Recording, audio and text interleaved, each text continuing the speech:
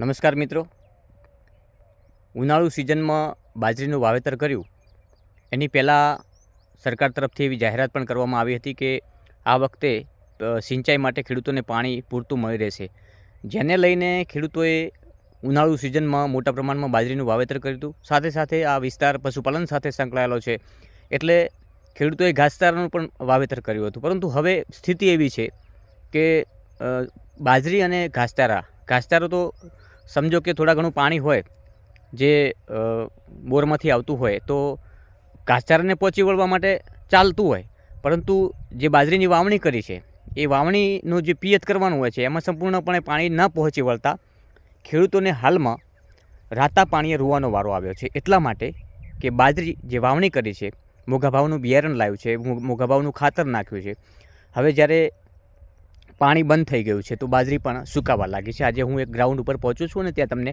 એ વરવી વાસ્તવિકતા અને દ્રશ્યો પણ બતાવીશ કે બાજરી કેવી રીતે બળી રહી છે. જોઈ શકો છો, આ વાવણી કરેલો પાક છે, એટલે કે વાવણી કરેલી બાજરી છે.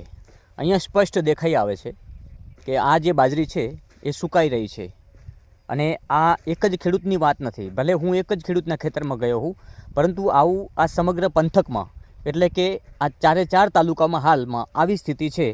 એનું મુખ્ય કારણ એ છે કે સુજલામ સુફલામમાં જો પાણી આવે ને, કારણ કે ઘણા સમયથી આવતું હતું તો ખેડૂતોને ભૂગર્ભ જળ જે છે એ થોડા ઘણું સચવાઈ રહ્યું, પણ જેવી સુજલામ સુફલામ બંધ થઈ તો દરેક ખેડૂતને કોલમો નાખવાનો વારો આવ્યો છે. એટલે કે બોરમાં બીજી પાઇપલાઇન એટલે કે વધારાની 20-20 ફૂટની જે પાઇપો છે એ પણ નાખવી પડી છે, કારણ કે પાણી તળિયા જે છે આપણા ભૂગર્ભ જળ એ ખતમ થઈ ચૂક્યા છે. અને ભૂગર્ભ જળ સાચવવા હોય તો સુજલામ સુફલામમાં પાણી છોડવું જરૂરી છે, અને સુજલામ સુફલામમાં પાણી આવે તો જ આ વિસ્તારના ખેડૂતો નિર્ભર બની શકે તેવી સ્થિતિ છે હાલમાં. એમના તમને સીધા છોડ પણ બતાવીશ કે આ જે બાજરી છે એ બિલકુલ તમને સુકાયેલા ડોકા લાગે છે ને આ બધી બાજરી છે ને સુકાઈ ગઈ છે. હાલમાં આવી પરિસ્થિતિનું નિર્માણ એટલા માટે થયું છે કે સુજલામ સુફલામમાં બિલકુલ પાણી નથી આવી રહ્યું અને છોડવામાં પણ નથી આવી રહ્યું.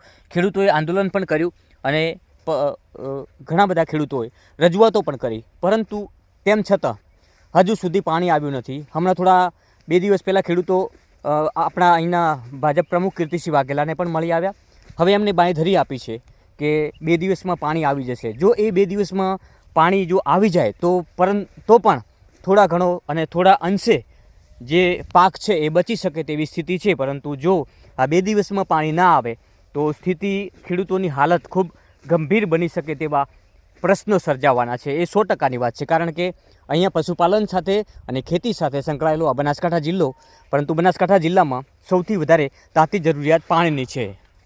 અને એમાંય વિશેષ વાત એ કરવી છે કે આ વિસ્તારમાં કેટલાક નર્મદાની પાઇપલાઇનમાંથી તળાવો ભરાય છે. એ તળાવોમાં પણ અત્યારે તળિયા ઝાટક છે, પાણી જ નથી.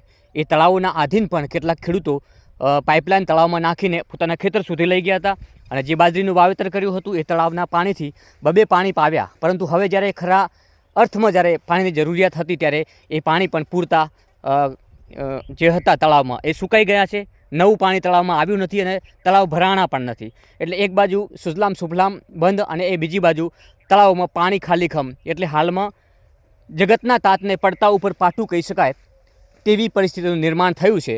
ખાસ કરીને મારી સરકારને વિનંતી છે, રજૂઆત છે અને આજીજી પણ છે કે થોડા સમય માટે 15થી 20 દિવસ આપ પાણી છોડો અને આ જગતના તાતને જીવાડો. હાલમાં પરિસ્થિતિનું એવું નિર્માણ થયું છે કે વાવણી કરેલો પાક સુકાઈ રહ્યો છે. ખેતરમાં મોંઘા ભાવનું બિયારણ લાવીને વાવણી કરી છે, મોંઘા ભાવનું ખાતર લાવીને નાખ્યું છે, પરંતુ હવે એ પાક લેવો આ ખેડૂતના હાથમાં નથી. હાલમાં પાક લેવો એ સરકારના હાથમાં થઈ ગયો છે. કારણ કે મારે કેમ આવું બોલવું પડે છે કે સરકારના હાથમાં છે? સરકાર જો ખેડૂતોને 20 દિવસ સુધી સુજલામ સુફલામમાં પાણી આપે